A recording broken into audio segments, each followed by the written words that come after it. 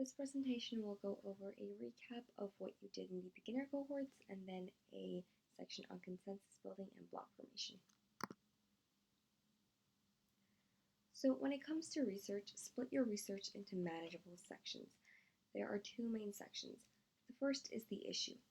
This includes the topic background. So what is the topic, why is it important, and what is the current international situation, and then past international action. What has the international community done about this issue? The second section is your country stance. This includes country basics, such as basic information about the country, like population size, geography, politics, allies and enemies, and the economy. It also includes country policy, what has your country done in the past, government legislation, and so on, and possible solutions. Has your country proposed anything, or what do you think your country would do based on what you've researched? Some general tips when it comes to research is to first avoid news articles and websites run by community contributors. These are likely to have more bias, and especially with the websites run by community contributors, because anyone can edit them, they can be inaccurate. If you do use information from any of these sources, please make sure to double check them. The second thing is to check your sources for bias. Look at the language that the source uses and consider where the sources come from. Evaluate its credibility using the CRAP test. This stands for currency, relevance, authority, accuracy, and purpose. And finally, use tools such as searching by domain or searching verbatim. For example, .gov or .org websites are generally more useful and more credible.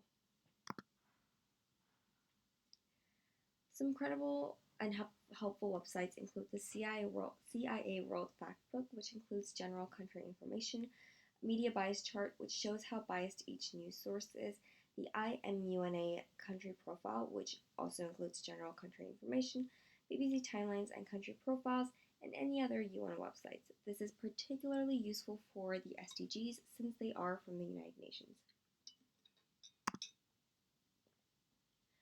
Next, with policy statements.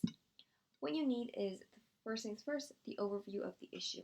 This includes the importance of the issue, general information about the issue, and main positions on the issue, i.e. what countries are involved. Next, you need past action. This can be international and specific to your country. Third is your country's stance. This is your alliances, country's goals, and possible solutions, as I mentioned previously. And finally, any agreements. Are there any UN agreements or international agreements pertaining to this issue? Next, with opening speeches. These are 1 minute long speeches, and you're introducing your country's policy on the issue at hand. This is the first chance that you get to talk about your own country's stance.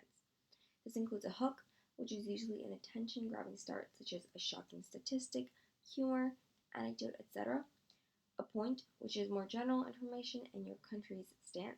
And finally, a call to action. This is usually asking for collaboration, and try and make it memorable since it is going to be one of the last things in your speech. Finally, with resolutions. There are two types of clauses, preambulatory and operative clauses. Preambulatory clauses should list the issues and recognize past actions. The operative clauses should provide specific solutions. These are usually solutions to the problems listed in the preambulatory clauses.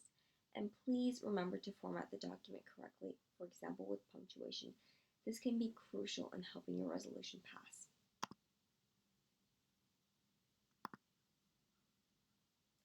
The next part of the presentation is about consensus building. So consensus building, what is it? So in consensus building, delegates should strive to create solutions that are acceptable by all countries, and only with a consensus can a resolution pass.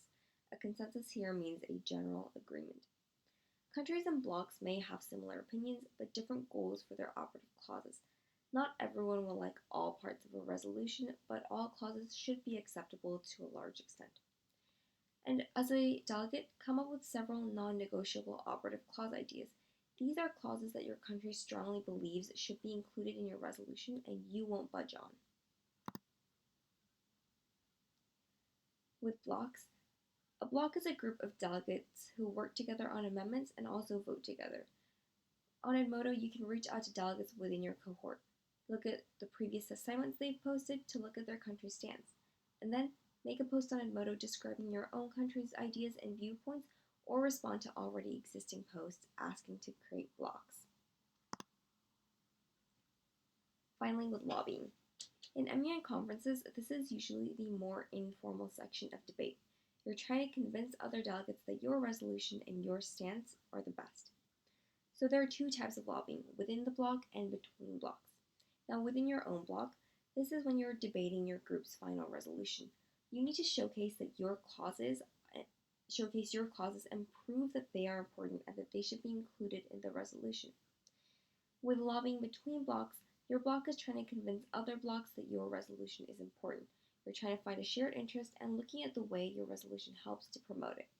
You want other delegates to vote for your resolution. I hope that was clear.